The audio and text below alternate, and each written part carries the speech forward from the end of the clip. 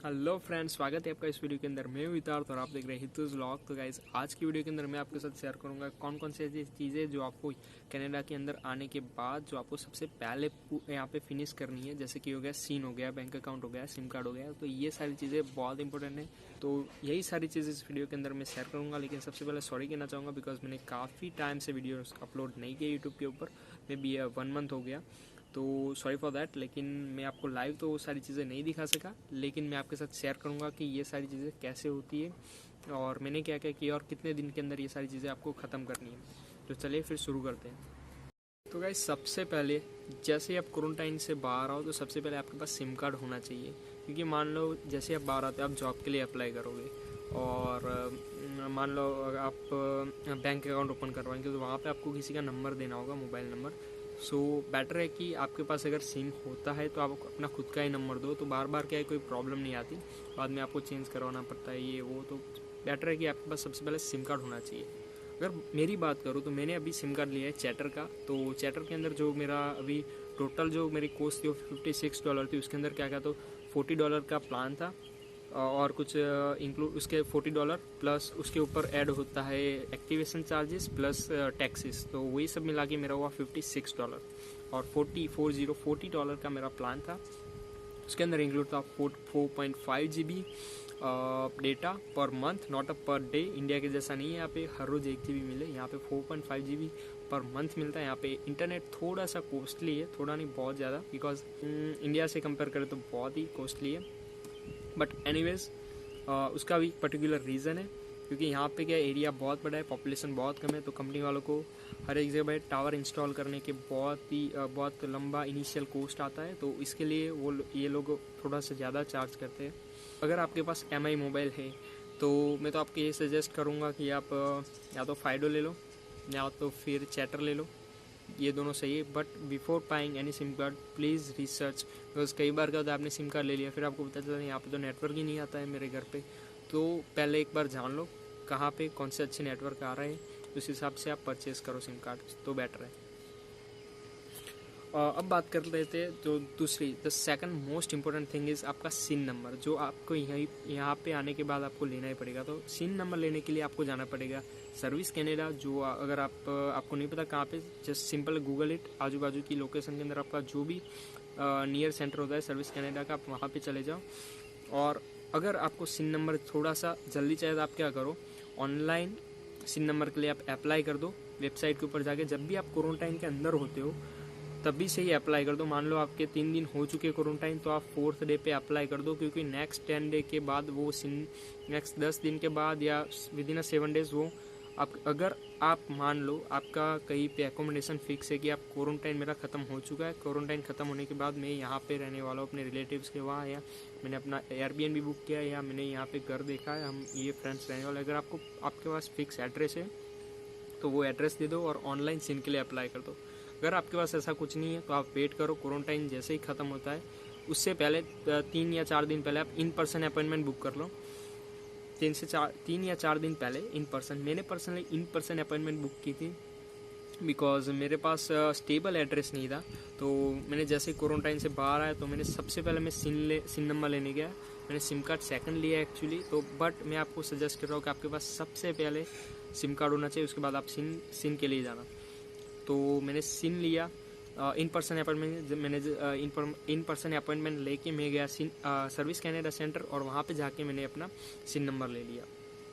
और तो कुछ नहीं होता वहाँ पे, सिंपल आप अंदर जाओ, कुछ डॉक्यूमेंट्स वो लोग आपसे मांगेंगे, जैसे कि आपकी वर्क परमिट, स्टडी परमिट हो गई, वर्क परमिट हो गई, तो यही सारी चीज़ें, और पासपोर्ट हो गया, बस यही सारी चीज़ें, और आपको सिन नंबर के लिए अलाउ कर देंगे।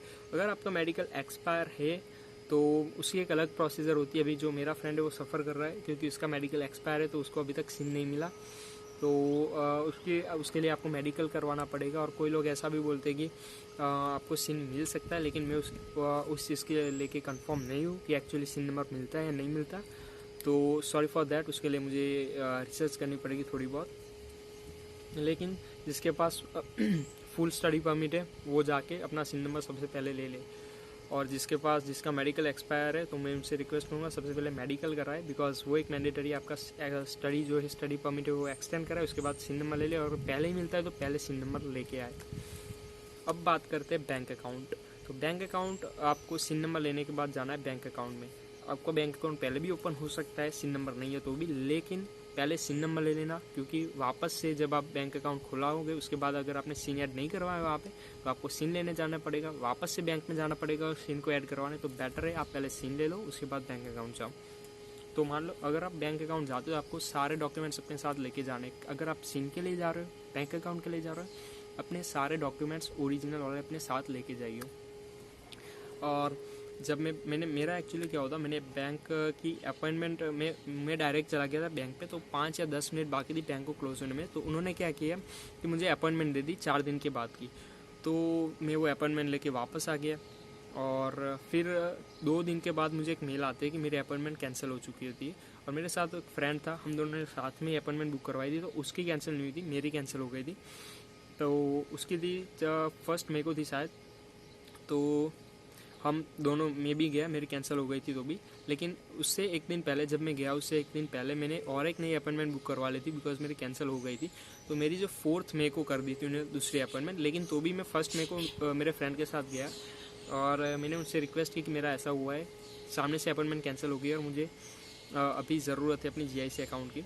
तो उन्होंने मुझे अंदर बुलाया और मेरा GIC जो भी अकाउंट था वो उन्होंने एक्टिवेट कर दिया।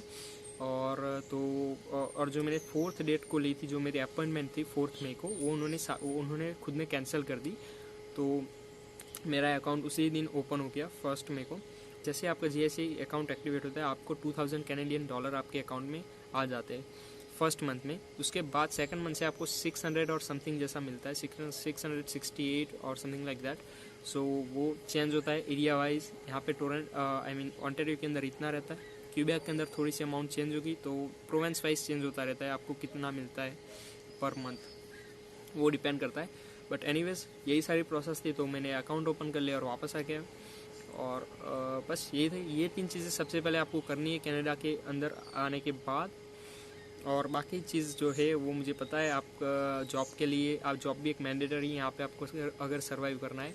तो मेरा ऐसा सीन था कि मैंने बहुत सारी आते वक्त मैंने एकदम 3 या 4 दिन के बाद मैंने जैसे फ़ोन नंबर लिया उसके बाद मैंने रिज्यूम के अंदर वो डाला, प्रिंट निकाली और आसपास बांटने लगा। ये क्या 2 जगह से मेरे कॉल आए थे।